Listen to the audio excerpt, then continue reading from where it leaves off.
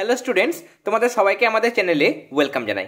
দেখো, আজকে এবিটিএ মাধ্যমিক টেস্ট পেপার থেকে পেজ নাম্বার 121 তোমাদের ফিজিক্যাল সায়েন্সের যে সেটটা দেওয়া আছে সেটা আমরা সলভ করে নেব। এর আগে আমরা তিনটে পেপার পেজ নাম্বার 32, 76 এবং 99-এর ফিজিক্যাল সায়েন্সের সেটগুলো আমরা পুরো বিভাগ ক থেকে শুরু করে বিভাগ ঘ পর্যন্ত সলভ করে দিয়েছি। লাইফ সায়েন্সেরও দুটো পেজ আমরা প্রোভাইড করেছি, পেজ নাম্বার 38 এবং 79। এখানে তোমাদের ফিজিক্যাল সায়েন্স, লাইফ সায়েন্সের সম্পূর্ণ সেট প্রোভাইড করা হয় এবং ম্যাম তোমাদের দেখবে বেঙ্গলি দুটো সেট প্রোভাইড করেছেন এবং সেখানেও কিন্তু পুরো সেটের আনসার প্রোভাইড করা হয়েছে। যারা সেই ক্লাসগুলো দেখোনি তারা আমাদের চ্যানেলের প্লেলিস্ট অপশনে গিয়ে মাধ্যমিক এবিটিএ টেস্ট পেপারে আলাদা প্লেলিস্ট পাবে, সেখান থেকে ক্লাসগুলো দেখে নিও। দেখো, ফিজিক্যাল সায়েন্সের আমাদের প্রথমে এমসিকিউগুলো দেখে নেব। জীবাশ্ম জ্বালানি নয়, দেখো কাঠটা কিন্তু জীবাশ্ম জ্বালানি নয়। 0 কেলভিন, এটা যদি আমরা ফারেনহাইটে প্রকাশ করি তাহলে -459.4 এরকম সামথিং আসবে। যাই হোক, এখানে -459 ডিগ্রি ফারেনহাইট, এটা হবে আনসার। বাষ্প ঘনত্বের যেটা একক, বাষ্প ঘনত্বর কিন্তু কোনো একক নেই, এটা হচ্ছে এককবিহীন রাশি। এরপরে আলোকরশ্মি জ্যামিতিক ধর্ম নয়, দেখো ব্যতিচার, এটা কোনো জ্যামিতিক ধর্ম নয়। এরপরে কোন জোটটি সাদা আলোর বিশুদ্ধ বর্ণালী দুটি প্রান্তিক বর্ণ? আমরা জানি বেনিয়া সহ কলা, তাহলে বে মানে বেগুনি, আর বেনিয়া সহ কলা লাস্টে আসছে লা অর্থাৎ লাল, তাহলে বেগুনি আর লাল এই দুটো হচ্ছে প্রান্তিক বর্ণ। এরপরে পরিবাহীর রোধের অনন্যক, পরিবাহীর রোধ কেমন, তাহলে 1/, পরিবাহীর রোধ যেটা সেটাই হচ্ছে পরিবাহিতা, কেমন, রোধের অনন্যককে পরিবাহিতা বলা হয়। নেক্সট পেজে ক্ষার ধাতুর ইলেকট্রন বিন্যাস। ক্ষার ধাতু মানে গ্রুপ 1, তাহলে লাস্টের যে কক্ষ সেখানে একটা ইলেকট্রন থাকবে। যে অপশানগুলো দেওয়া আছে তার মধ্যে দেখো অপশান বিতে শুধুমাত্র লাস্টের কক্ষে একটা ইলেকট্রন আছে, অর্থাৎ এটাই হবে ক্ষার ধাতুর সঠিক ইলেকট্রন বিন্যাস। কোন স্থায়ী যৌগের কার্বনের সমযোজ্যতা? কার্বনের সমযোজ্যতা হবে 4, তার কারণ hydrogen, helium, lithium, barium, boron, carbon.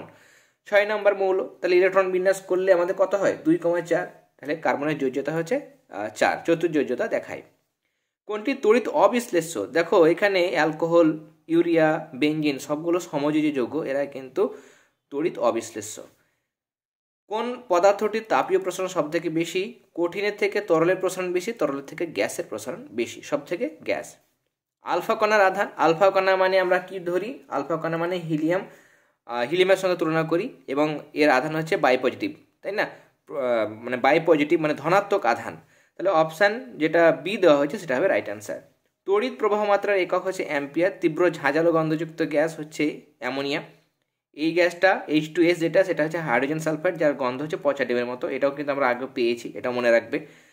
অ্যালুমিনিয়ামের প্রধান আকরিক হচ্ছে বক্সাইট, আর পরীক্ষাগারের প্রথম আবিষ্কৃত যেটা জৈব যৌগ সেটা হচ্ছে ইউরিয়া। এরপরে বিভাগ ক্ষয়ের যে প্রশ্নগুলো আছে সেগুলোর আনসার আমরা দেখব। প্রথমে আমি বলে নিই, তারপরে আমি খাতাতেও আনসারগুলো দেখিয়ে দেবো।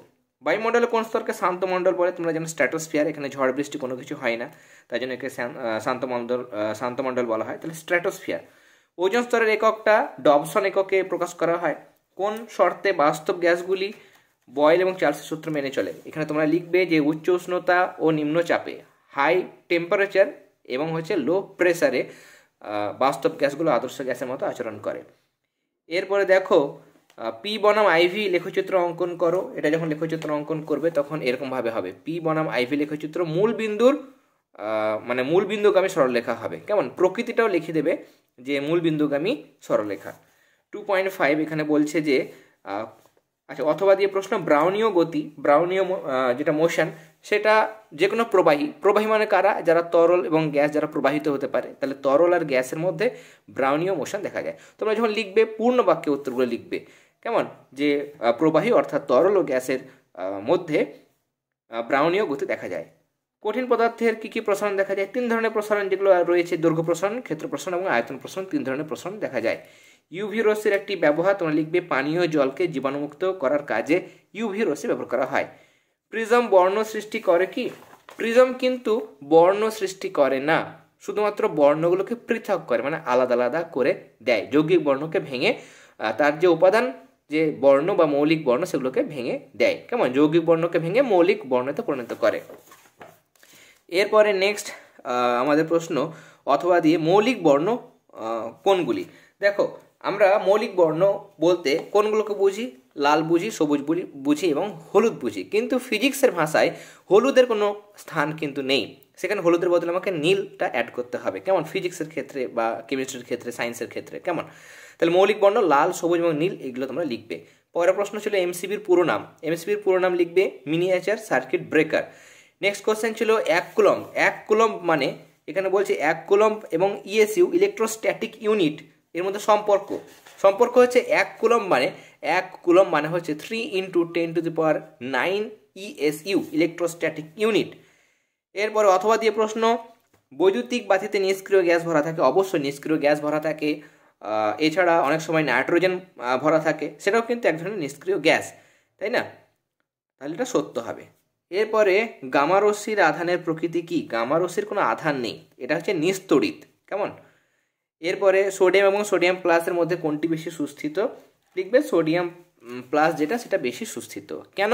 সোডিয়ামের ক্ষেত্রে যেটা আমরা দেখি, সোডিয়ামের কি আছে, ইলেকট্রন বিন্যাস 11, 2,8,1 হয়। Na প্লাস একটা ইলেকট্রন বেরিয়ে যায়, তাহলে 2,8। এর বাইরের কক্ষে কি আছে, 8টা ইলেকট্রন অষ্টপূর্তি আছে, তাই জন্য এটা বেশি স্টেবল। হিলিয়াম নিয়নের ইলেকট্রন বিন্যাস পেয়ে গেছে, নিষ্ক্রিয় গ্যাসের ইলেকট্রন বিন্যাস লাভ করেছে বলেই কিন্তু সোডিয়াম প্লাসটা বেশি সুস্থিত। পরের প্রশ্ন হচ্ছে যে দুটি কৃত্রিম মৌলের নাম তোমরা লিখবে। আচ্ছা, তেজস্ক্রিয় নিষ্ক্রিয় গ্যাস তোমরা লিখবে রেডন। এটা একটা তেজস্ক্রিয় গ্যাস এবং নিষ্ক্রিয় গ্যাস। আর দুটি কৃত্রিম মৌলের নাম লিখতে বলেছে, তোমরা একটা লিখবে প্লুটোনিয়াম আর 2 নম্বর লিখবে নেপচুনিয়াম। নেক্সট, ক্রমবর্ধমান আকার অনুসারে সাজাও। এখানে আমরা দেখতে পাচ্ছি ছোট থেকে বড় সাজাতে হবে, তাহলে সব থেকে ছোট আকার হবে ফ্লোরিন, তার থেকে বড় হচ্ছে নাইট্রোজেন, তারপরে বোরন, তারপরে লিথিয়াম। কেন?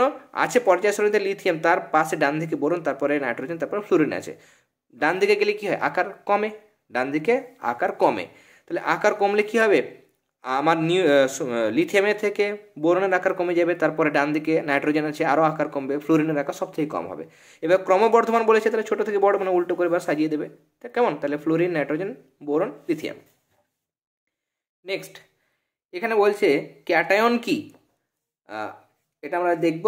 উদাহরণ দাও, ক্যাটায়ন কি উদাহরণ দাও, আর একটা তীব্র মৃদু তড়িৎ বিশ্লেষ্যের নাম লেখো।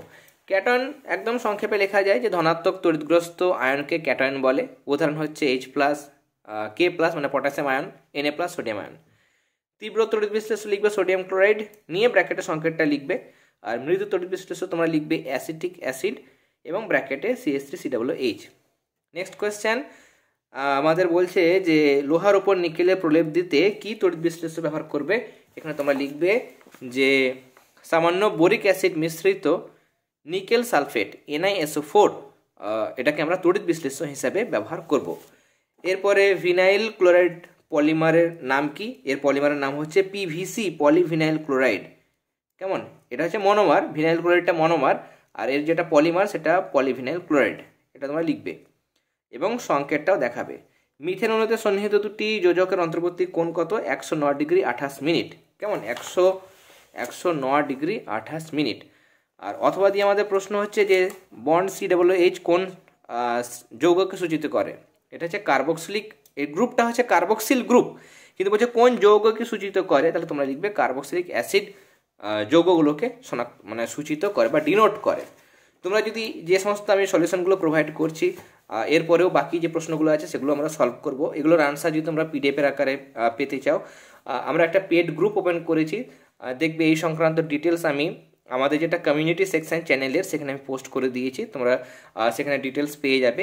এবং তোমরা যারা ইন্টারেস্টেড আছো তোমরা অবশ্যই খুব শীঘ্রই আমাদের যেটা হোয়াটসঅ্যাপ গ্রুপ আছে সেখানে অ্যাড হয়ে যাবে, তাহলে তোমাদের এই আনসারগুলো তোমরা PDF-এর আকারে পেয়ে যাবে, বা আমি সেগুলো ছবি তুলে তোমাদের সেন্ড করে দেব। দেখো, এরপর নেক্সট কোয়েশ্চেন হচ্ছে মানব সভ্যতার স্থিতিশীল উন্নয়নের জন্য প্রয়োজনীয় দুটি পদক্ষেপ উল্লেখ করো। তোমরা লিখবে যে স্থিতিশীল উন্নয়নের জন্য প্রয়োজনীয় পদক্ষেপ, এক হচ্ছে প্রচলিত শক্তি উৎসগুলি ব্যবহার কমিয়ে সৌরশক্তি, বায়ুশক্তি, ভূতাপীয় শক্তি, জোয়ার ভাটা শক্তি ইত্যাদি অপ্রচলিত শক্তি উৎসগুলির ব্যবহার বাড়ানোর উপর গুরুত্ব দেওয়া। 2 নম্বর হচ্ছে পরিবেশের কোনো প্রকার ক্ষতি না করে প্রাকৃতিক সম্পদকে যথাযথভাবে ব্যবহার করা। নেক্সট কোয়েশ্চেন, 0°C উষ্ণতায় কোনো গ্যাসকে উত্তপ্ত করলে গ্যাসের চাপ আর আয়তন দুটোই দ্বিগুণ হয়, তাহলে চূড়ান্ত উষ্ণতা কত? এটা আমরা আগেও পেয়েছি, আর একবার দেখিয়ে দিই। প্রাথমিক উষ্ণতা T1 0°C, অবশ্যই কেলভিনে নিয়ে যাব, 273 কেলভিন। প্রাথমিক আয়তন V1, অন্তিম আয়তন হচ্ছে প্রাথমিক আয়তনের দ্বিগুণ, তাহলে V2 হয়ে যাচ্ছে 2V1। একরকমভাবে চাপ যদি প্রাথমিক চাপ P1 হয়, অন্তিম চাপ বলছে যে দ্বিগুণ হয় প্রাথমিকে, তার মানে কি 2P1। এবার তোমরা এই সূত্র জানো যে P1V1/T1 = P2V2/T2। তাহলে T2 বার করতে হবে। তাহলে T2 যদি এদিকে আসে তাহলে P1V1টা পুরো নিচে আসবে, তাহলে P2V2 নিচে, P1V1 চলে আসলো, আর এই T1টা নিচে ছিল, এদিকে গুণ হয়ে যাবে। এই P1 কেটে দাও, V1 কেটে দাও, 2 2 4, 4-এর সঙ্গে T1 মানে 273 গুণ করবে 1092 কেলভিন। প্রশ্ন আমাদের সেলসিয়াসে ছিল, তাহলে কেলভিনটাকে এবার আমরা ফাইনালি কী করবো, সেলসিয়াসে নিয়ে যাব। তাহলে 273 এবার বিয়োগ করবো, পেয়ে যাব 819 ডিগ্রি সেলসিয়াস। কেলভিন করতে গেলে আমাদের 273 যোগ করতে হয়, আর কেলভিন থেকে যখন সেলসিয়াসে যায় তখন 273 মাইনাস করতে হয়। এরপরে নেক্সট অথবা দিয়ে প্রশ্ন 0.9 গ্রাম জলে অক্সিজেন পরমাণুর সংখ্যা কত? আমরা জানি 1 মোল জল মানে 18 গ্রাম জল। তাহলে 18 গ্রাম জলে অণুর সংখ্যা কত? অ্যাভোগাড্রোর সংখ্যা মানে 6.022 × 10⁻23। তাহলে 0.9 গ্রামে কত থাকবে? তাহলে 18 গ্রামে যদি এত হয় তাহলে 1 গ্রামে কত?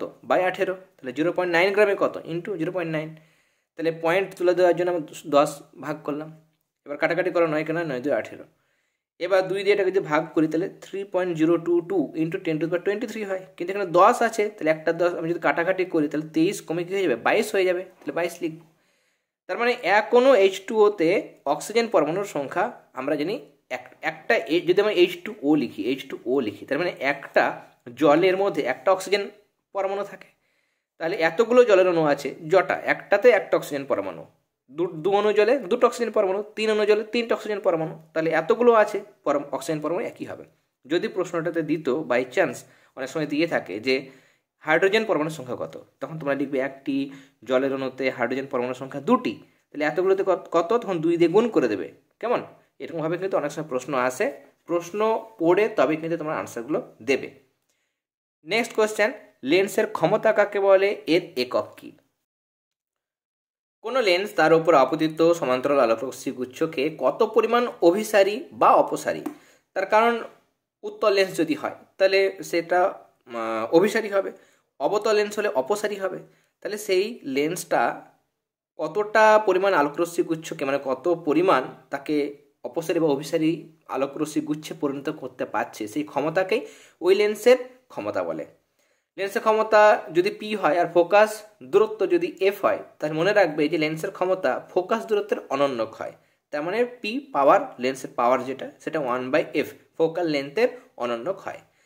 এর সাথে প্রশ্ন ছিল লেন্সের ক্ষমতার একক, আনসার হবে ডায়োপ্টার। এরপরে নেক্সট কোয়েশ্চেন বলছে অথবা দিয়ে আলোর প্রতিসরণের সূত্র দুটি লেখো। এখানে প্রথম সূত্র, দ্বিতীয় সূত্র দেওয়া আছে, তোমরা লিখে নিও। অনেক সময় শুধুমাত্র দ্বিতীয় সূত্র, যেটাকে স্নেলের সূত্র বলা হয়, সেটা অনেক সময় প্রশ্ন আসে। স্নেলের সূত্র লেখো বললে শুধুমাত্র দ্বিতীয় সূত্র লিখবে। এখানে বলছে সূত্র দুটি লেখো, তাহলে এখানে প্রথম সূত্র আর দ্বিতীয় সূত্র দুটোই তোমরা লিখবে। পরের প্রশ্ন, এখানে বিভব প্রভেদ ও তড়িৎচালক বলের মধ্যে পার্থক্য লেখো। 2 নম্বরের প্রশ্ন, কতগুলো পার্থক্য লিখতে হবে বলা হয়নি, চেষ্টা করবে মিনিমাম 3টে পার্থক্য লেখার। আমি তোমাদের দেখিয়ে দিচ্ছি, এই যে এটা মুক্ত বর্তনীর ক্ষেত্রে মানে তড়িৎদ্বার দুটির মধ্যে যে পার্থক্য, বিভব পার্থক্য, সেটাই হচ্ছে তড়িৎচালক বল। আর এখানে বদ্ধ বর্তনীতে কোষের তড়িৎদ্বারের মধ্যে যে বিভব পার্থক্য, সেটা হচ্ছে বিভব প্রভেদ। এটা হচ্ছে। আর 2 নম্বর পয়েন্ট এটা লিখতে পারো সম্পর্ক, যে তড়িৎচালক বল বিভব প্রভেদের কারণ, আর বিভব প্রভেদ হচ্ছে তড়িৎচালক বলের ফল। নেক্সট, কোষের তড়িৎচালক বলের মান বিভব প্রভেদের থেকে বেশি হয়, আর বিভব প্রভেদের মান তড়িৎচালক বলের থেকে কম হয়। আর নেক্সট এটা লিখতে পারো যে কোষের তড়িৎচালক বল পোটেনশিওমিটার যন্ত্রের সাহায্যে মাপা যায়, আর এটা ভোল্ট মিটার যন্ত্রের সাহায্যে মাপা যায়। নেক্সট কোয়েশ্চেন অথবা দিয়ে আমাদের একটা প্রশ্ন দিয়েছে, দেখো তোমাকে 4 ওহম এর দুটি রোধ দেওয়া আছে, এদের থেকে কিভাবে 2 ওহম রোধ পাওয়া যাবে? তাহলে আমাদের কি করতে হবে, এখানে রোধটা ফাইনাল যে রোধ সেটা কমছে, তাহলে কমলে নিশ্চয়ই তাকে সমান্তরাল সমবায় আমাদের যুক্ত করে দেখতে হবে। তাহলে আমরা এটাকে সমান্তরাল সমবায় যুক্ত করব। তুল্য রোধ বের করার সূত্র হচ্ছে, তুল্য রোধ যদি R হয় তাহলে 1/R মানে হচ্ছে 1/R1 প্লাস 1/R2, 1/4 1/4 যোগ করো, তাহলে 2/4 হয়, তাহলে এটা 1/2, কাটাকাটি করলে 1/2। তাহলে 1/R যদি 1/2 হয়, 1/R যদি 1/2 হয়, তাহলে R কত হবে? এটা উল্টে দাও, তাহলে 2 ওহম। তার মানে 4 ওহমের দুটি রোধকে সমান্তরাল সমবায় যুক্ত করলে 2 ওহম তুল্য রোধ পাওয়া যাবে।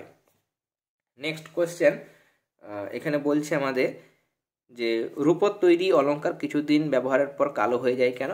তার কারণ এখানে Ag2S সিলভার সালফাইডের কালো অধক্ষেপ পড়ে। এখানে আমি লিখে দিয়েছি, কেমন?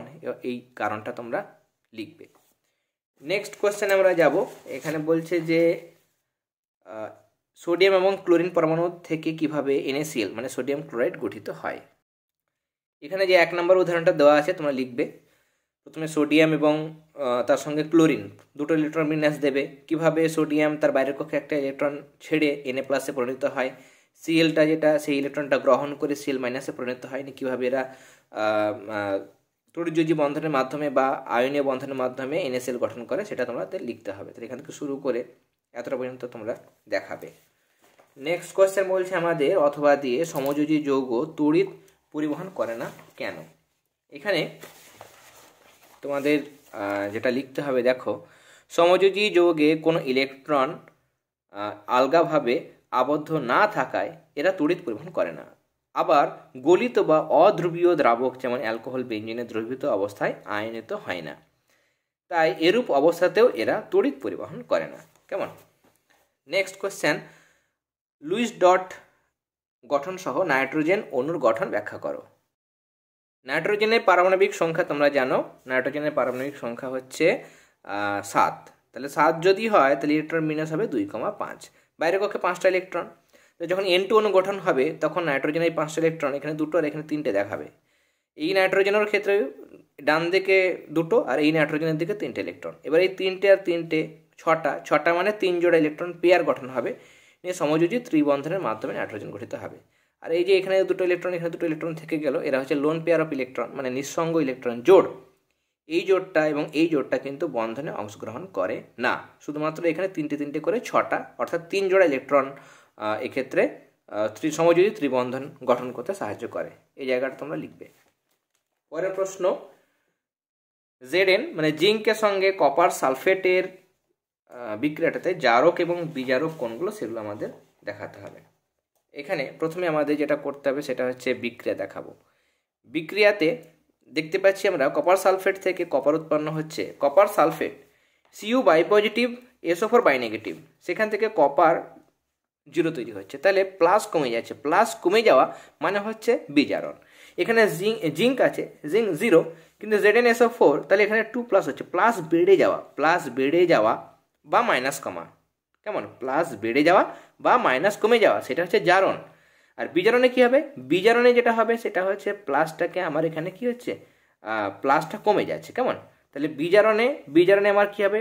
বিজারণে আমার যেটা হচ্ছে সেটা হচ্ছে প্লাসটা কমবে। কেমন? বা মাইনাসটা বাড়বে। আর জারণে কী হবে? জারণের ক্ষেত্রে এখানে এই যে জারণে হচ্ছে কি প্লাসটা বেড়ে যাবে বা আমার মাইনাসটা কী হবে? কমবে। বোঝানোর জন্য আমি বললাম। এবার জারণ বিক্রিয়াতে কী হচ্ছে? জারণ বিক্রিয়াতে জিঙ্ক জারণ মানে লস অফ ইলেকট্রন বেরিয়ে যাবে। দেখো ডান দিকে ইলেকট্রন তৈরি হয়েছে মানে কি ইলেকট্রন বেরিয়েছে, তাহলে Zn2+ তৈরি হয়েছে। আর এখন বিজারণে gain of electron, that means reaction.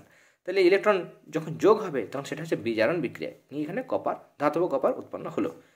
এবার ফাইনাল জারণ বিজারণ বিক্রিয়াটা তোমরা দেখালে, মানে এদিকের এগুলো সব লিখলে, এদিকের ডান দিকে সব লিখলে। তাহলে ইলেকট্রন কোথায় স্যার? না তো ইলেকট্রন এদিককার 2টো ইলেকট্রন এদিককার ডান দিকের 2টো ইলেকট্রনের সঙ্গে কাটাকাটি হয়ে যাবে। তার মানে এখানে এই বাঁ দিকে এই 2টো পড়ে থাকবে, ডান দিকে এটা আর এটা পড়ে থাকবে। জারক দ্রব্য কি? তাহলে জারক মানে কি? যা অন্যকে জারিত করে নিজে বিজারিত হয়। দেখো এটা জারণ হয়েছে, কে ঘটিয়েছে? আর তো কেউ এছাড়া কে আছে? তাহলে এ পড়ে আছে, তাহলে এটাই নিশ্চয়ই জারক। বিজারক মানে যা অন্যকে বিজারিত করে নিজে জারিত হয়, এটা হচ্ছে বিজারণ। কে ঘটালো? জিঙ্ক ঘটালো। কেমন? তাহলে জিঙ্কটা বিজারক দ্রব্য। এরপরে নেক্সট আমাদের প্রশ্ন, মিথেনের 2টি ব্যবহার তোমরা পারবে, তবুও তোমাদের দেখিয়ে দেবো আইসোমার বলতে কি বোঝো। এখান থেকে মিথেনের 2টি ব্যবহার তোমরা লিখবে। আর আইসোমারের যেটা সংজ্ঞা সেটা, আইসোমার মানে কি মানে যেটা সমাবয়ব। কেমন? আইসোমার সেটা এখান থেকে শুরু করে এতটা পর্যন্ত তোমরা লিখবে। কেমন? নেক্সট আমরা তাহলে যেটা করব সেটা হচ্ছে বিভাগ ঘ সলভ করব। প্রথম প্রশ্ন, বয়েল ও চার্লসের সমন্বয় সূত্রটি লেখো। তোমাদের কাছে যে টেক্সট বুক আছে সেখান থেকে তোমরা পেয়ে যাবে, সাঁতরা হোক, ছায়া হোক, যাদের কাছে ভট্টাচার্য ব্রাদার্সের বই আছে সেই বইটাও কিন্তু যথেষ্ট ভালো বই, দুর্দান্ত বই। দেখো বয়েল এবং চার্লসের সমন্বয় সূত্র এখান থেকে শুরু করে একদম এতটা পর্যন্ত। কেমন? এতটা পর্যন্ত তোমাদের লিখতে হবে। নেক্সট কোয়েশ্চেন হচ্ছে একটা গাণিতিক সমস্যা দিয়েছে, খোলা বায়ুতে 250 গ্রাম ক্যালসিয়াম কার্বনেটকে তীব্রভাবে উত্তপ্ত করলে এসটিপিতে কত আয়তন কার্বন ডাইঅক্সাইড গ্যাস উৎপন্ন হয়। দেখো আমি এটা তোমাদের দেখিয়ে দিচ্ছি। দেখো আমাদের ক্যালসিয়াম কার্বনেট দিয়েছে, সেখান থেকে আমরা জানি বিক্রিয়া যেটা সমীকরণ, ক্যালসিয়াম অক্সাইড উৎপন্ন হয়, তার সঙ্গে কার্বন ডাইঅক্সাইড গ্যাস উৎপন্ন হয়। এবার আমাদের যেটা কাজ সেটা হচ্ছে যে আমরা এখানে দেখতে পাচ্ছি যে 100 গ্রাম ক্যালসিয়াম কার্বনেট থেকে 100 গ্রাম ক্যালসিয়াম কার্বনেট থেকে আমাদের কি হচ্ছে, এখানে 22.4 লিটার। 1 মোল কার্বন ডাইঅক্সাইড, সামনে কিছু নেই, মানে কি 1 মোল মানে 22.4 লিটার। যে কোনো গ্যাসের 1 মোল আয়তন মানেই 22.4 লিটার মোলার আয়তন। তাহলে 100 গ্রামকে উত্তপ্ত করলে যদি 22.4 লিটার কার্বন ডাইঅক্সাইড পাওয়া যায়, তাহলে 1 গ্রামকে উত্তপ্ত করলে বাই 100, তাহলে 250 গ্রামকে ইন্টু 250, 0 0 কেটে দাও, 5 দিয়ে কাটবে, 5 5 25, 5 2 10, 2 দিয়ে কাটো এটাকে, তাহলে 11.5, 11.5কে 5 দিয়ে গুণ করবে, দেখবে 56 হয়ে যাবে। তাহলে 56 এত লিটার কার্বন ডাইঅক্সাইড উৎপন্ন হয়। এরপরে আচ্ছা, অথবা দিয়ে আরও একটা প্রশ্ন দিয়েছে, গাণিতিক সমস্যা, 7 গ্রাম হাইড্রোজেন গ্যাস প্রস্তুত করতে কত গ্রাম অবিশুদ্ধ জিঙ্ককে লৌহ H2SO4 সঙ্গে বিক্রিয়া করতে হবে। অবিশুদ্ধ জিঙ্কে 88% জিঙ্ক বর্তমান। দেখো এখানে জিঙ্ক এবং H2SO4 বিক্রিয়ায় যেটা NSO4 H2 তৈরি হয়েছে, জিঙ্কের বলে দিয়েছে 65.5 জিঙ্কের। আচ্ছা এটা যাকে এটা এই ভর বলে দিয়েছে, এটা দরকার নেই। হাইড্রোজেন হচ্ছে 2 গ্রাম, কেমন, মানে এর আণবিক ভর। তাহলে 2 গ্রাম হাইড্রোজেন তৈরি করতে এত গ্রাম আমার জিঙ্ক লাগে। তাহলে 7 গ্রামে কত, 2 গ্রামে এত, 1 গ্রামে তাহলে কত, বাই 2, 7 গ্রামে তাহলে গুণ 7, হিসেব করবে দেখবে হয়ে যাবে 229.25 এত গ্রাম। এবার অবিশুদ্ধ জিঙ্কে 88% জিঙ্ক থাকে, বিশুদ্ধ জিঙ্ক কত থাকে, 88% থাকে। তাহলে 88 গ্রাম জিঙ্ক আছে 100 গ্রামে, তাহলে এত এই জিঙ্কটা থাকবে কত গ্রামে, তাহলে 88 গ্রামে মানে এত থাকে 100 গ্রামে, 1 গ্রাম জিঙ্ক থাকে বাই 88, তাহলে এত থাকে গুণ এত। এটা তোমরা কাটাকাটি করবে, হিসাব করবে, গুণ করবে, দেখবে পয়েন্টে আনসার হবে, সেটা হচ্ছে 260.51 এত গ্রাম। এরপরে নেক্সট আমাদের প্রশ্ন, রেল লাইনে জোড়ের মুখে ফাঁক রাখা হয় কেন? আর তাপ সঞ্চালনের কোন পদ্ধতিতে পদার্থের কণাগুলির স্থান পরিবর্তন হয় না? পরিচলন, কেমন, পরিচলন পদ্ধতিতে কোনো স্থান পরিবর্তন হয় না। বিকিরণ কিন্তু লিখবে না, তার কারণ বিকিরণে তো জড় মাধ্যমেরই প্রয়োজন নাই, তাহলে সেখানে পদার্থের কণাগুলোর মানে মাধ্যমের কণাগুলোর স্থানচ্যুতির কোনো প্রশ্নই ওঠে না, কেমন। আর পরিবহনে তো পদার্থের কণাগুলোর স্থান পরিবর্তন করে না, তাহলে একমাত্র পরিচলন হবে আনসার। আনসারটা তোমাদের দেখিয়ে দিচ্ছি। এই যে রেল লাইনের মানে আমাদের জোড়ের মুখে কি হয়, ফাঁক রাখা হয়, যাতে গ্রীষ্মকালে যখন ট্রেন চলবে, এমনিতেই গ্রীষ্মকালে প্রচণ্ড গরম, তখন লোহার দৈর্ঘ্য প্রসারণ গুণাঙ্ক অনেকটাই বেশি, সেটা দৈর্ঘ্যে বেড়ে যায়। তাছাড়া ঘর্ষণ যখন হয় রেলের চাকার সঙ্গে, তখন সেগুলো উত্তপ্ত হয় এবং বেড়ে যায়। এবার যদি গ্যাপটা না দেওয়া হয়, তাহলে রেল লাইনটা উপরের দিকে উঠে আসবে, ফলে ট্রেনগুলো লাইনচ্যুত হয়ে দুর্ঘটনা ঘটতে পারে। কিন্তু যদি গ্যাপ রাখি আমরা, তাহলে যদি দৈর্ঘ্যটা বাড়ে, তখন গ্যাপটা পূর্ণ হয়ে যায়, কিন্তু রেল লাইনটা উপরে উঠে যাওয়ার সম্ভাবনা থাকে না, মানে কোনো দুর্ঘটনা ঘটার কিন্তু সম্ভাবনা থাকে না। দেখো তোমরা যারা হোয়াটসঅ্যাপ গ্রুপে অ্যাড হতে চাও, অবশ্যই অ্যাড হয়ে যাবে, তার কারণ সময় নষ্ট করে লাভ নেই। যারা ইন্টারেস্টেড আছো অ্যাড হয়ে যাবে, সেখানে আমি এগুলো সলিউশন তো তোমাদের দেবো। পিডিএফ চেষ্টা করব যতগুলো পিডিএফ সম্ভব, আমি অলরেডি যেগুলো ক্লাস হয়ে গেছে সেগুলো পিডিএফ তৈরি করেছি, এবং যারা যারা গ্রুপের সঙ্গে যুক্ত আছে তাদের আমি পিডিএফ প্রোভাইড করে দিয়েছি সেই গ্রুপের মধ্যে। এবার যেগুলো সম্ভব হবে না, এরপর আমাদের পরশর টেস্ট পেপার বেরোবে, সেগুলো যেহেতু আমরা সলভ করব, প্রোভাইড করব, সেগুলোর আনসার আমি ছবি তুলে হলেও তোমাদেরকে আমি সেন্ড করে দেবো। এছাড়া তোমরা সেই গ্রুপের মধ্যে মাধ্যমিক পরীক্ষার জন্য যে সাজেশান, আমি যে সাজেশানগুলো তোমাদের জন্য তৈরি করেছি, সেগুলো তোমরা পেয়ে যাবে। বা তোমাদের কোনো প্রশ্নের আনসার বুঝতে অসুবিধা হলে, যে কোনো প্রশ্ন অনেক সময় খুঁজতে যদি অসুবিধা হয়, সেগুলো তোমরা সেখানে জানাতে পারো। আমি যথাসাধ্য তোমাদের সমস্ত রকম প্রবলেম বা তোমাদের যাবতীয় যা সমস্যা, সেগুলো সমাধান করার চেষ্টা করব। 4.4 শুদ্ধ এবং অশুদ্ধ বর্ণালীর মধ্যে দুটি পার্থক্য লেখো। শুদ্ধ ও অশুদ্ধ বর্ণালীর মধ্যে দুটো পার্থক্য। শুদ্ধ মানে সেখানে যেটা পিওর স্পেকট্রাম হয়, সেখানে 7টা আলাদা আলাদা বর্ণালী, যে 7টা রং, সেটা সবগুলোকেই কিন্তু দেখতে পাওয়া যায়। কিন্তু অশুদ্ধ বর্ণালীর ক্ষেত্রে সবগুলো মানে 7টা রং কিন্তু আলাদা আলাদাভাবে বোঝা যায় না। 2 নম্বর পার্থক্য তোমরা এটা লিখতে পারো, মানে প্রত্যেকটা বর্ণ পৃথক পৃথকভাবে সেপারেটভাবে কিন্তু পর্দাতে অবস্থান করে, কিন্তু এখানে পৃথকভাবে বোঝা যায় না, অস্পষ্টভাবে দেখা যায়, যেহেতু একটা বর্ণ অন্য একটা বর্ণের উপর উপরিপাতিত হয়, ওভারল্যাপ করে, কেমন। নেক্সট এখানে আমাদের প্রশ্ন ছিল লেন্সের আলোক কেন্দ্র কাকে বলে, এটা লিখবে। আলোক কেন্দ্র মানে কি?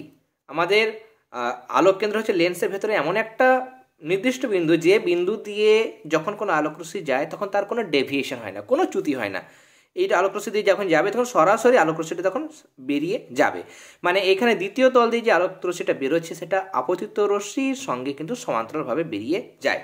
এখান থেকে এটা লিখবে এবং চেষ্টা করবে, মাধ্যমিক পরীক্ষার সময় চেষ্টা করবে ছবি দেওয়ার। ছবিগুলো একদম সংক্ষেপে করে অঙ্কন করে এরকমভাবে দেখাবে, একটু সায়েন্টিফিক হবে, একদম স্কেল নিয়ে করতে হবে তার কোনো কিন্তু মানে নেই, কিন্তু তোমরা চেষ্টা করবে ছবিগুলো দেওয়ার। নেক্সট কোশ্চেনে যাব। দেখো এখানে প্রশ্ন হচ্ছে 4.5, ঘন থেকে লঘু মাধ্যমে প্রতিষ্ঠিত আলোকরশ্মির চ্যুতি কোণের রাশিমালা নির্ণয় করো চিত্র সহ। ঘন থেকে লঘু বলেছে, তাহলে এখানে দেখতে পাচ্ছি আমরা প্রথম যে ছবি সেখানে ঘন থেকে লঘুতে যাচ্ছে, তাহলে প্রথম এই ছবিটা তোমরা অঙ্কন করবে, ডান দিকে ছবিটা দরকার নেই। আর এখানে যে চ্যুতিকোণে যে রাশিমালাটা দেওয়া হয়েছে একদম ডেল্টা সমান হচ্ছে আর মাইনাস আই, এতটা পর্যন্ত তোমরা দেবে। পরের প্রশ্ন, অথবা দিয়ে একটি প্রিজমের মধ্যে দিয়ে আলোকরশ্মি প্রতিসরণের ক্ষেত্রে প্রমাণ করো, ডেল্টা মানে হচ্ছে I1 প্লাস I2 মাইনাস এ। এটাও আমি দেখাচ্ছি। দেখো আমার কাছে পূর্ণ রায় মার্টিন, তাই জন্য তোমাদের পেজ নাম্বার বলতে পারছি না। দেখো পেজ নাম্বার তোমাদের ম্যাচ করবে না, কেমন? দেখো এখান থেকে শুরু করবে, এই জায়গাগুলো মানে ডেটাগুলো ফার্স্ট লিখে দেবে কোনটা কি, কেমন সেটা তোমরা লিখে দেবে, কোনটা আপতিত রশ্মি কোনটা প্রতিষ্ঠিত রশ্মি, কেমন সবগুলো তোমরা কিন্তু মেনশন করবে, এতটা পর্যন্ত মেনশন করবে। মেনশন করার পর চ্যুতিটা লেখা দরকার নেই, একদম চ্যুতির যে রাশিমালা এখানে দেওয়া হয়েছে সেই রাশিমালাটা একদম এখান থেকে শুরু করে এতটা পর্যন্ত লিখবে, কেমন? নেক্সট কোয়েশ্চেন, আমি দেখো এক্সপ্লেন করছি না, তার কারণ অলরেডি আমার আগের যে ভিডিওগুলো সেগুলো 45 মিনিট 50 মিনিট মতো হয়ে গেছে। আমি যদি বাকিগুলো সবগুলো এক্সপ্লেন করতে চাই তাহলে সেখানে ভিডিওগুলো কিন্তু 1.5 ঘন্টা 2 ঘন্টাও হয়ে যেতে পারে, তার জন্য সবগুলো কিন্তু ক্লাসের মধ্যে এক্সপ্লেন করা হচ্ছে না। দেখো নেক্সট কোয়েশ্চেন বলছে 4.6, 2.5 ওহম রোধ বিশিষ্ট একটি তারের মধ্য দিয়ে যদি 0.5 অ্যাম্পিয়ার তড়িৎ প্রবাহ 1 ঘন্টা ধরে চালানো হয় তাহলে সেক্ষেত্রে উৎপন্ন তাপ। তাহলে আমাদের ডেটাগুলো ফার্স্ট লিখতে হবে। আই প্রবাহ মাত্রা 0.5 অ্যাম্পিয়ার, রোধ হচ্ছে 2.5 ওহম, সময় 1 ঘন্টা, সেটা ঘন্টা মিনিট যাতেই দেখ না কেন আমরা সেকেন্ডে করব। তাহলে 1 ঘন্টা মানে 60 মিনিট, 1 মিনিট মানে 60 সেকেন্ড, তাহলে 60 মিনিটকে 60 দিয়ে গুণ করলে 3600 সেকেন্ড, 1 ঘন্টা মানে 3600 সেকেন্ড। এরপরে উৎপন্ন তাপের সূত্র হচ্ছে এইচ মানে I square R T by J, যেহেতু আমরা ক্যালোরিতে প্রকাশ করবো তার জন্য জে দিয়ে মানে জুল দিয়ে ভাগ করবো। তাহলে 0.5 স্কোয়ার, আই মানে 0.5 তার স্কোয়ার, এটা বসালাম, আর মানে কত 2.5, এটাও 3600 বসালাম, টি মানে নিচে এটা সব দিয়ে আমরা হিসেব করব, পেয়ে যাব 535.71 এত ক্যালোরি প্রায়। যেহেতু পয়েন্টের পর আরও কিছু আছে, পয়েন্টের পর যখন অনেকগুলো আসবে তোমরা চেষ্টা করবে যে পয়েন্টের পর 2 ঘর লেখার, আর বেশি লেখার দরকার নেই। নেক্সট আমাদের অ্যাম্পিয়ারের সন্তরণ নিয়ম বিবৃত করো আর ফিউজ তারের একটি বৈশিষ্ট্য লেখো। এগুলো তোমাদের যে টেক্সটবুক আছে সেখানে তোমরা পেয়ে যাবে, দেখাবার প্রয়োজন নেই। তবে যাদের ক্ষেত্রে অসুবিধা, যারা খুঁজে পাও না হয়তো, তাদের ক্ষেত্রে আমি দেখিয়ে দিচ্ছি। দেখো অ্যাম্পিয়ারের সন্তরণ নিয়ম, এই যে অ্যাম্পিয়ারের সন্তরণ নিয়ম এখানে দেওয়া হয়েছে, তোমরা এটা লিখবে। ফিউজ তারের একটা বৈশিষ্ট্য হচ্ছে যে এদের রোধাঙ্ক উচ্চমানের এবং গলনাঙ্ক কম হয়। নেক্সট কোয়েশ্চেন আমাদের, দেখো এখানে একটি কোষের তড়িৎচালক বল 1.5 ভোল্ট বলতে কি বোঝায়? এটা তোমরা একদম সংক্ষেপে লিখতে পারো যে কোনো কোষের তড়িৎচালক বল 1.5 ভোল্ট বলতে বোঝায় কোষটির ধনাত্মক মানে পজিটিভ টার্মিনাল, পজিটিভ যেটা মেরু, সেখান থেকে ঋণাত্মক মেরুতে 1 কুলম্ব তড়িতাধান নিয়ে যেতে কৃতকার্যর পরিমাণ হয় 1.5 জুল। কেমন? যেহেতু 1.5 বলেছে তাই জন্য 1.5 জুল, এখানে যদি 2 বলতো এখানে 2 জুল বলতাম। পরের প্রশ্ন, এখানে কোন কোষের অভ্যন্তরীণ রোধ কোন কোন বিষয়ের উপর নির্ভর করে? লিখবে অভ্যন্তরীণ রোধ তড়িৎদ্বার এর মধ্যবর্তী দূরত্ব মানে মাঝের যে দূরত্ব, ক্যাথোড এবং অ্যানোডের মাঝের যে দূরত্ব তার উপর ডিপেন্ড করে। যদি দূরত্ব বাড়ে তাহলে রোধ বাড়বে। তোমাকে যদি বলে যে তুমি এখান থেকে এতটা দৌড়ে যাও, পরে যদি বলে এখান থেকে আরও দূর পর্যন্ত দৌড়ে যাও, যত দূর তুমি যাবে তত রোধ বাড়বে, তোমার শরীরটা গরম হবে, শক্তি ক্ষয় বেশি হবে, তাই না? তাহলে যত বেশি দূরত্ব হবে তত রোধটা বাড়বে। 2 নম্বর, সক্রিয় তলের মধ্যে তড়িৎদ্বার নিমজ্জিত অংশের ক্ষেত্রফল, যত নিমজ্জিত অংশের ক্ষেত্রফল যদি বাড়ে তাহলে রোধটাও কিন্তু কমে যাবে, এটা ব্যস্ত সম্পর্ক। আর সক্রিয় তরল যেটা ব্যবহার করা হচ্ছে তার ওপর ডিপেন্ড করে। সক্রিয় তরলের পরিবাহিতা যদি বাড়ে তাহলে কোষের অভ্যন্তরীণ রোধের মানটা কিন্তু কমে যায়। এই 3টে লিখবে। 4.8 নিউক্লিয় সংযোজন ঘটানোর পূর্বে নিউক্লিয় বিভাজন ঘটাতে হয় কেন? 10⁷ থেকে 10⁸ এত কেলভিন এই অর্ডারের বা এই ক্রমের অতি উচ্চ উষ্ণতায় নিউক্লিয় সংযোজন বিক্রিয়া ঘটানো সম্ভব, মানে নিউক্লিয়ার ফিউশন। এই বিক্রিয়াটা ঘটাতে গেলে প্রচুর তাপ লাগে। পৃথিবীতে আজ পর্যন্ত নিউক্লিয় বিভাজন ছাড়া, নিউক্লিয় ফিশন মানে নিউক্লিয়ার যেটা ফিশন বা বিভাজন, সেইটা ছাড়া এই যে তাপমাত্রাটা দরকার সেটা আমরা কোনোভাবে সৃষ্টি করতে পারিনি। এই তাপমাত্রায় পৌঁছতে গেলে অনিয়ন্ত্রিত নিউক্লিয় বিভাজন ঘটাতে হয়। তাই নিউক্লিয় সংযোজন ঘটার পূর্বে উপযুক্ত উষ্ণতার সেই পরিবেশটাকে তৈরি করার জন্য আমরা নিউক্লিয়ার সংযোজনের আগে কি করছি, নিউক্লিয় বিভাজন ঘটাতে হয়। এর সাথে আমাদের প্রশ্ন আছে যে চিকিৎসা ক্ষেত্রে তেজস্ক্রিয়তার একটি ব্যবহার লেখো। তোমরা লিখতে পারো যে ক্যান্সার ও অন্যান্য রোগের চিকিৎসায় সাফল্যের সঙ্গে তেজস্ক্রিয়তাকে কাজে লাগানো হচ্ছে। তেজস্ক্রিয় আয়োডিন, পারমাণবিক সংখ্যা 53 আর ভর সংখ্যা 131, এটা থাইরয়েড রোগ নির্ণয় এবং চিকিৎসায়। এবং তেজস্ক্রিয় সোডিয়াম একটা বলেছে, তোমরা শুধু আয়োডিনটা লিখতে পারো, চাইলে এটা অ্যাড করা যায় যে সোডিয়াম 1124, এটা হার্টের ক্রিয়া কৌশল জানার জন্য ব্যবহৃত হয়। কেমন? এরপরে নেক্সট আমাদের প্রশ্ন হচ্ছে এখানে 4.9 চ্যালকোজেন মৌল কোনগুলি? এদের এরূপ নামকরণের কারণ কি? যে গ্রুপটাতে অক্সিজেন আছে মানে গ্রুপ 16, তাহলে oxygen, sulphur, selenium, tellurium, polonium পরপর নিচে নিচে আছে, সেই গ্রুপটাকে মানে গ্রুপ 16টাকে বলা হয় চ্যালকোজেন মৌল। কেন এই মৌলগুলোকে চ্যালকোজেন বলা হয়? চ্যালকোজেন কথার অর্থ হচ্ছে আকরিক গঠনকারী। এই মৌলগুলি বিশেষ করে অক্সিজেন, সালফার, বিভিন্ন ধাতুর সঙ্গে ধাতব অক্সাইড বা ধাতব সালফাইড গঠন করে আকরিকের উপাদান হিসেবে অবস্থান করে। মানে এদের প্রচুর পরিমাণে আকরিক পাওয়া যায়, অক্সাইড বা সালফাইড ঘটিত আকরিক পাওয়া যায়, অক্সিজেন, সালফার এগুলো। যেহেতু এরা আকরিক তৈরি করছে বা আকরিক হিসাবে এরা অবস্থান করছে, তার জন্য এই গ্রুপ 16 মৌলগুলোকে কি বলা হয়? চ্যালকোজেন বলা হয়। এরপরে নেক্সট আমাদের এখানে বলছে যে একটা মৌলের পরমাণু ক্রমাঙ্ক 19, তাহলে এটা ইলেকট্রন বিন্যাস লিখতে হবে এবং তার সঙ্গে কি করতে হবে আমাদের? পর্যায়সারণিত অবস্থান। তো গ্রুপ 19 নম্বর পারমাণবিক সংখ্যা 19 যদি হয় তাহলে ইলেকট্রন বিন্যাস 2,8,8,1 এটা আমরা লিখলাম। তাহলে 1 2 3 4 চারটে কক্ষ, তার মানে চতুর্থ পর্যায়ে আছে, তাই না? চতুর্থ পর্যায়ে আছে। শুধু কে যদি হয়, ধরো 2 এতটা আছে, এতটা মানে 1 নম্বর পর্যায়ে, দুটো ঘর হয়ে গেল, দুটো কক্ষ 2 নম্বর পর্যায়ে, 3 নম্বর পর্যায়ে, 4 নম্বর পর্যায়ে। এবার লাস্টে কটা ইলেকট্রন? একটা। তাহলে ওই লাস্টে কতগুলো ইলেকট্রন সেটা দেখে আমরা গ্রুপ মানে শ্রেণী, কত নম্বর শ্রেণী সেটা আমরা বলতে পারি। লাস্টে একটা ইলেকট্রন, তার মানে 1 নম্বর শ্রেণী, পর্যায় শ্রেণীর 1A, মেন্ডেলিভের পর্যায় শ্রেণীর। আর দীর্ঘ পর্যায়ে মানে লং ফর্ম পিরিয়ডিক টেবিল বললে সেক্ষেত্রে 1 নম্বর শ্রেণীতে অবস্থিত। নেক্সট আমাদের প্রশ্ন হচ্ছে 4.10 তড়িৎ লেপন কি? এর প্রয়োজনীয়তা লেখো। এটা আমরা আগেও পেয়েছি, আমি আরও একবার তোমাদের দেখাচ্ছি। 17 থেকে 113 পাতায় তড়িৎ লেপনের সংজ্ঞা দেওয়া হয়েছে, উদ্দেশ্য দেওয়া হয়েছে, তোমরা এই দুটো লিখবে। আর অথবা দিয়ে প্রশ্ন, ধাতব পরিবাহী ও তড়িৎ বিশ্লেষের মধ্যে দুটি পার্থক্য লেখো। আর এর সঙ্গে অ্যানোড কাদা, কাদা মানে হচ্ছে অ্যানোড মাড কি? প্রথম পার্থক্য, ধাতব পরিবাহীর ক্ষেত্রে যেগুলো ফ্রি ইলেকট্রন, মুক্ত ইলেকট্রন, তারা তড়িৎ পরিবহন করে। তড়িৎ বিশ্লেষণের ক্ষেত্রে যেগুলো আয়ন মানে ক্যাটায়ন অ্যানায়ন, তারা তড়িৎ পরিবহন করে। এখানে তড়িৎ পরিবহনের সময় এদের কোনো রাসায়নিক পরিবর্তন হয় না, কিন্তু তড়িৎ বিশ্লেষকগুলোর ক্ষেত্রে যখন গলিত অবস্থায় বা জলে দ্রবীভূত অবস্থায় তড়িৎ বিশ্লেষণ করা হয় তখন তাদের রাসায়নিক পরিবর্তন ঘটে। তাহলে 1 নম্বর এবং 5 নম্বরটা বললাম। এছাড়া তোমাদের আরও অনেক পার্থক্য দেওয়া হয়েছে, যে কোনো দুটো তোমরা লিখতে পারো। আর এর সাথে যেটা আমাদের দেওয়া ছিল সেটা হচ্ছে অ্যানোড মাড কি? কপারের তড়িৎ পরিশোধনের সময় কম তড়িৎ ধনাত্মক মূল্যবান ধাতুগুলি যেমন সিলভার, প্ল্যাটিনাম, গোল্ড ইত্যাদি অন্যান্য অশুদ্ধির সাথে অ্যানোডের নিচে মসলিনের থলির মধ্যে কাদার আকারে জমা হয়। একে অ্যানোড কাদা বা অ্যানোড মাড বলা হয়। এরপরে নেক্সট পেজে আমরা চলে যাব। এখানে প্রশ্ন দেখো, হেবার পদ্ধতিতে অ্যামোনিয়া গ্যাস প্রস্তুতির নীতি ও বিক্রিয়া লেখো। এর সাথে আচ্ছা অথবা দিয়ে পরেরটা আমরা পরে সলভ করছি। হেবার পদ্ধতিতে অ্যামোনিয়া প্রস্তুতির নীতিটা হচ্ছে এখান থেকে শুরু করে এতটা, মানে কি কি অনুঘটক লাগে, বায়ুমণ্ডলের চাপ কতটা, 200 বায়ুমণ্ডলের চাপ, উষ্ণতা কত, 550 ডিগ্রি সেলসিয়াস, এই অ্যামোনিয়া তৈরি হয় নাইট্রোজেন এবং হাইড্রোজেনের বিক্রিয়ায়। তোমরা চাইলে লিখতে পারো 1 আয়তন নাইট্রোজেনের সঙ্গে 3 আয়তন হাইড্রোজেনের বিক্রিয়ায় অ্যামোনিয়া তৈরি হয়। বিক্রিয়া সমীকরণটা তোমরা এটা দেবে।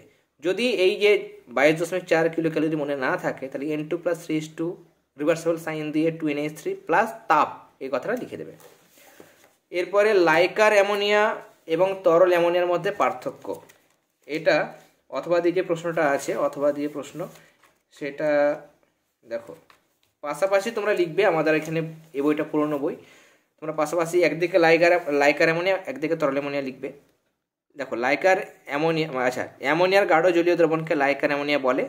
আর ডান দিকে লিখবে তরল অ্যামোনিয়ার ঘরে যে অ্যামোনিয়াকে ঠান্ডা করে চাপ প্রয়োগ করলে বর্ণহীন তরল অ্যামোনিয়ায় পরিণত হয়। এবার বাঁ দিকে চলে আসো, লাইকার অ্যামোনিয়ার ঘরে লিখবে লাইকার অ্যামোনিয়া ক্ষারধর্মী, আর তরল অ্যামোনিয়ার ঘরে লিখবে যে তরল অ্যামোনিয়া ক্ষারধর্মী নয়। নেক্সট আমাদের 4.12, সোডিয়াম দ্বারা আমাদের ইথাইল অ্যালকোহলকে শুষ্ক করা যায় না, কিন্তু এটা কি ডাইমিথাইল ইথার, কেমন ডাইমিথাইল ইথার, একে শুষ্ক করা যায় কেন? অ্যালকোহলে সক্রিয় হাইড্রোজেন মানে অক্সিজেন পরমাণুর সাথে যুক্ত যে হাইড্রোজেন সেটা থাকে, এবং থাকার কারণে দেখো অ্যালকোহল যখন লিখি দেখো 2R OH লেখা হয়েছে, তুমি এখানে 2C2H5OH লিখবে, কেমন, প্লাস 2Na। তাহলে এখানে অক্সিজেনের সঙ্গে কি আছে, হাইড্রোজেন যুক্ত আছে, তাহলে সক্রিয় হাইড্রোজেন প্রেজেন্ট আছে। তার জন্য কি হয়, এদের সঙ্গে সাধারণ উষ্ণতায় বিক্রিয়া হয়, মানে সোডিয়ামের সঙ্গে ইথাইল অ্যালকোহলের বিক্রিয়া হয়। এবং এখানে কি বলেছে, সোডিয়াম অ্যালকক্সাইড, আমার এখানে যখন বিক্রিয়াটা লিখবো তখন 2C2H5ONa মানে সোডিয়াম ইথক্সাইড, তোমরা নামটা লিখবে, সোডিয়াম ইথক্সাইড উৎপন্ন হয়, তার সঙ্গে হাইড্রোজেন গ্যাস উৎপন্ন হয়, যেহেতু কি আছে অক্সিজেনের সঙ্গে হাইড্রোজেনটা যুক্ত আছে। কিন্তু ইথারে সক্রিয় হাইড্রোজেন থাকে না। ইথার মানে কি, এখানে আমরা যে প্রশ্নটা দেখলাম, দেখো এই যে অক্সিজেন সেটা কার্বনের সঙ্গে যুক্ত থাকে, হাইড্রোজেনের সঙ্গে কিন্তু যুক্ত থাকে না, বা এই হাইড্রোজেনগুলো কার্বনের সঙ্গে যুক্ত থাকে, অক্সিজেনের সঙ্গে কিন্তু যুক্ত থাকে না। তাহলে অক্সিজেনের সঙ্গে হাইড্রোজেনের কোনো রিলেশন নেই। এখানে যেমন অক্সিজেন আর হাইড্রোজেন মানে একসঙ্গে যুক্ত, কিন্তু এখানে হাইড্রোজেন কার্বনের সঙ্গে যুক্ত, অক্সিজেনটা কার্বনের সঙ্গে যুক্ত, তাহলে হাইড্রোজেন অক্সিজেনের সঙ্গে কিন্তু যুক্ত নয়। তার মানে এখানে সক্রিয় হাইড্রোজেন থাকছে না, এই কারণে ধাতব সোডিয়ামের সঙ্গে বিক্রিয়া ঘটায় না। ইথারগুলো ধাতব সোডিয়ামের সঙ্গে কোনো বিক্রিয়া ঘটায় না, ফলে ইথারকে ধাতব সোডিয়াম দ্বারা শুষ্ক করা গেলেও অ্যালকোহলকে শুষ্ক করা যায় না। এটা আমরা দেখলাম। তোমাদের আরও একটা জিনিস বলে রাখি, আমি যখন তোমাদের ফার্স্ট সেটটা প্রোভাইড করেছিলাম পেজ নাম্বার 32, তখন তোমাদের বলেছিলাম যে একটা কোশ্চেন গাণিতিক সমস্যা ছিল, সেখানে এই যে কত আয়তন বলেছিল, কিন্তু আমি যখন সলভ করেছিলাম তখন আমার আনসারটা গ্রামে করেছিলাম, এবং তোমাদের আমি বলেছিলাম যে এটা কাটাকাটি করার দরকার নেই, যখন আমি নেক্সট ক্লাস প্রোভাইড করব তখন সেটা আমি কারেকশন করে দেব। যে প্রশ্নটা তোমাদের ছিল সেটা হচ্ছে 12.26 এত গ্রাম KClO3 বিয়োজিত হয়ে STPতে কত আয়তনে অক্সিজেন গ্যাস তৈরি হবে। আমি বলেছিলাম এটা কাটাকাটি করার কোনো দরকার নেই। এখানে তোমরা যেটা করবে সেটা হচ্ছে এইখানে লাস্টেই 4.8 গ্রাম এত আনসার ছিল, সেটাকে কি করবে, আমরা জানি 1 মোল অক্সিজেন মানে 32 গ্রাম, তাহলে 32 গ্রামের আয়তন যদি 22.4 লিটার হয়, 1 গ্রাম মানে কত, বাই 32, তাহলে 4.8 গ্রাম আমার আনসার এসছে, সেটাকে আমরা লিটারে কনভার্ট করবো। তাহলে 4.8 লিটার মানে কত, তাহলে গুণ 4.8 করবে, কাটাকাটি করবে, আমার 3.36 লিটার আসবে। যারা ভাবছে যে আমি এরকমভাবে করবো না, প্রথমেই স্যার কারেকশানটা করে দিন। তাহলে এত আমার আনসার কত হয়েছিল, এখানে 245 গ্রাম KClO3 বিয়োজিত হয়ে এত গ্রাম, তো এত গ্রাম না রেখে কী করবে, এটার বদলে 22.4 লিটার মানে কত, এটা দেখো শুধু O2 যদি লিখি তাহলে তার আয়তন কত, 22.4 লিটার, তাহলে 3 যদি হয় 3 মোল, তাহলে এটা কত হবে, 3 × 22.4 এত লিটার হবে। তাহলে তোমরা 96 বদলে 22.4 গুণ 3 লিখবে, 96 যেখানে যেখানে আছে সেখানে কী করবে, 22.4 গুণ 3, তাহলে এই জায়গাটাতে 22.4 গুণ 3 লিখবে, নিচে 245 যা আছে লিখবে 12.26, দশমিক তুলে দিলে 100 হয়, আর এখানকার দশমিকটা তুলে দিলে নিচে একটা 10 হয়, কাটাকাটি করবে, সেখানেও কিন্তু আনসার 3.36 লিটার এটাই আসবে। তাহলে আজকে আমরা ইভিটি টেস্ট পেপার থেকে তোমাদের আরও একটা সেট মানে পেজ নাম্বার 121 সেটা আমরা সলভ করে নিলাম। ক্লাসটি ভালো লেগে থাকলে অবশ্যই ক্লাসটিতে লাইক দেবে, আর যারা এখনও পর্যন্ত আমাদের চ্যানেলটি সাবস্ক্রাইব করেনি তারা অবশ্যই সাবস্ক্রাইব করে নিও, এবং তার সাথে আমাদের আজকের ক্লাস তোমাদের ফ্রেন্ড সার্কেলের মধ্যে অবশ্যই অনেক বেশি করে শেয়ার করো। তাহলে আজকের ক্লাস এতটাই, তোমরা সবাই ভালো থেকো, অল দ্য ভেরি বেস্ট।